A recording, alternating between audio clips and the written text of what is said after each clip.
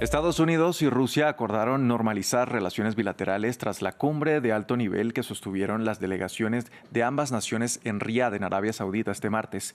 Se trató de los primeros contactos directos entre ambas partes desde que Rusia invadió territorio ucraniano y no contaron con participación de una delegación ucraniana. Todo ello de cara al plan de paz que Donald Trump propone para finalizar la guerra.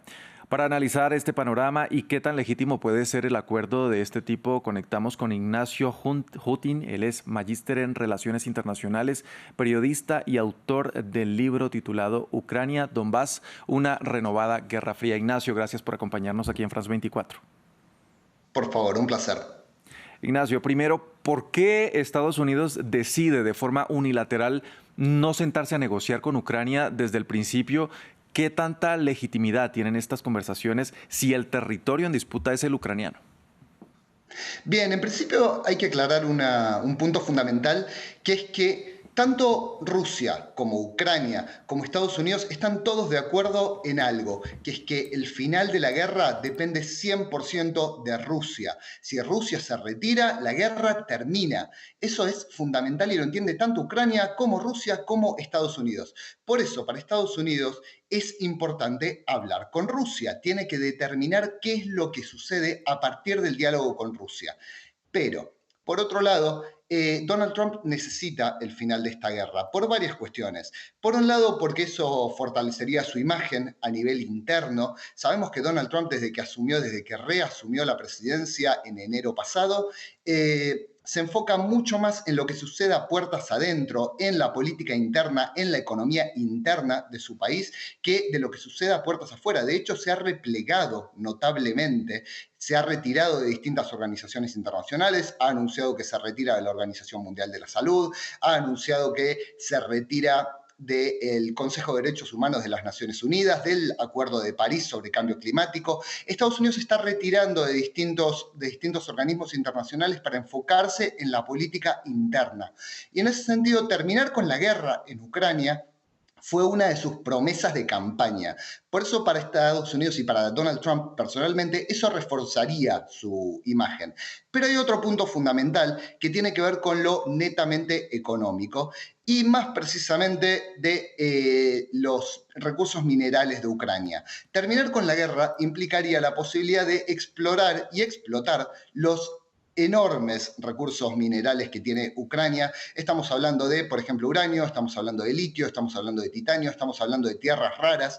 Recordemos en ese sentido que Donald Trump ha hablado mucho de la posibilidad de atacar, de invadir, de anexionar Groenlandia, que es un territorio que también tiene este tipo de recursos minerales. Son muy importantes y no se pueden explotar siempre y cuando continúe la guerra.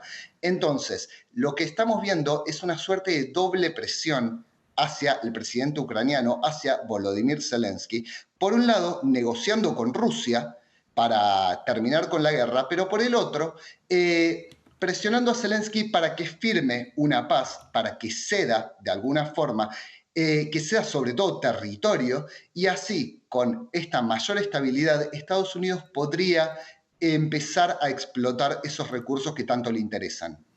Sí, sin duda otro punto polémico dentro de estas conversaciones.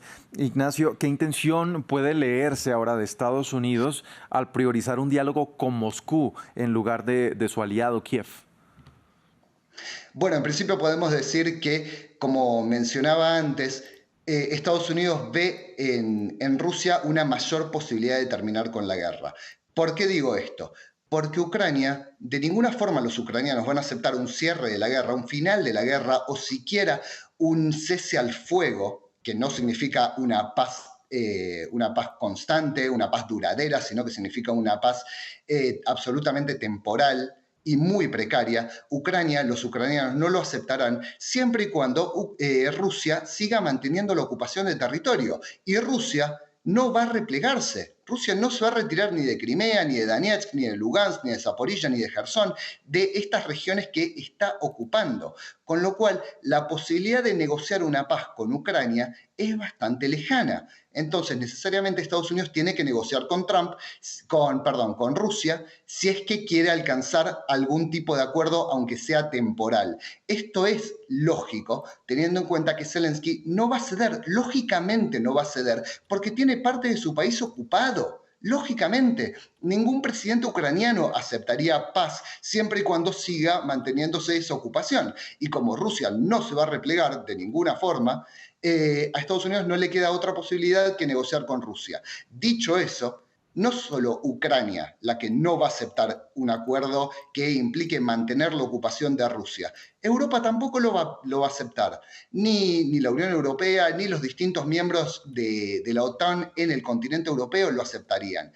Entonces, lo que vemos es que Estados Unidos se enfoca únicamente en Rusia y de alguna forma el rol de Europa queda cada vez más desdibujado. Hay que ver qué pasa en las próximas semanas, cómo responde Europa, cómo responde la Unión Europea sobre todo a estas reuniones en las que Europa ha quedado de lado, ha quedado completamente debilitado. De alguna forma Europa tiene que responder fortaleciéndose, no solo en términos políticos, sino especialmente en términos militares.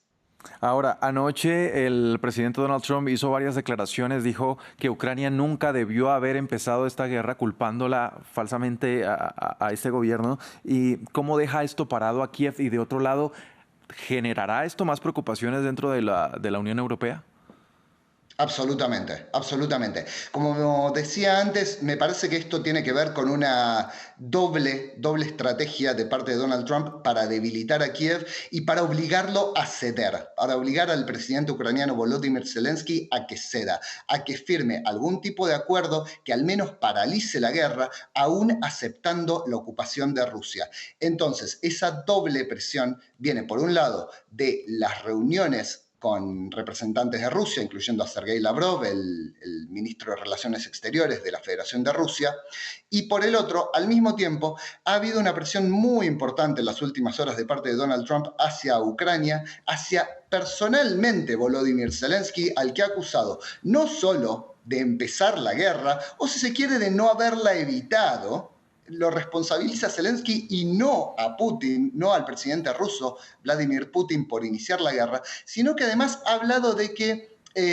Zelensky no quiere llevar adelante elecciones. Recordemos que debía haber elecciones el año pasado en Ucrania, elecciones presidenciales, y no las hubo porque hay ley marcial por la guerra. Y por otro lado, ha dicho en las últimas horas Donald Trump que el apoyo a Zelensky es del 4% de la población, que eso es absolutamente falso. De hecho, las últimas encuestas hablan de cerca de un 60% de apoyo. Es cierto, no es el mismo nivel de apoyo que había en marzo de 2022 a la invasión de Rusia, que era de por encima del 90%, que es por supuesto muy, muy alto, pero 60% sigue siendo un número realmente extraordinario. Hay muy pocos presidentes en el mundo que tienen 60% de apoyo. Aún así, aún especialmente en el marco de este marco tan conflictivo que es una invasión.